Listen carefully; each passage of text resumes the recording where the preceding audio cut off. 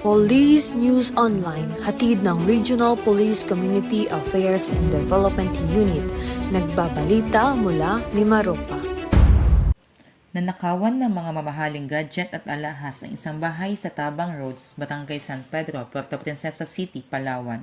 Nito lamang Miyerkules, ika-31 ng Enero sa taong kasalukuyan. Ayon sa may-ari ng bahay na si Attorney Nangkil, pinasok ng kawatan ang kanilang bahay sa Tabang Roads sa pagitan ng mga oras na alas 12 ng hating gabi hanggang alas 5 ng umaga sa parehong araw.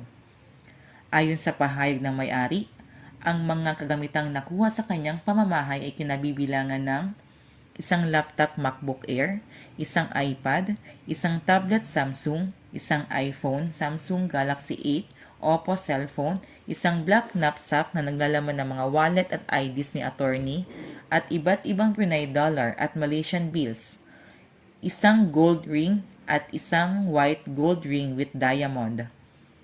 Nananawagan ang may-ari na kung sino man ang posibleng mapagbentahan ng mga nabanggit na kagamitan ay agad na ipagbigay alam sa kinauukulan para sa mas agarang pagresolba sa naganap na nakawan sa lugar.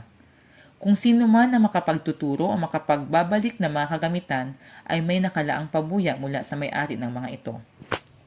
Sa kasalukuyan ay patuloy pa rin iniimbestigahan ng mga otoridad ang naturang insidente para sa mabilisang pag-aresto sa sospek.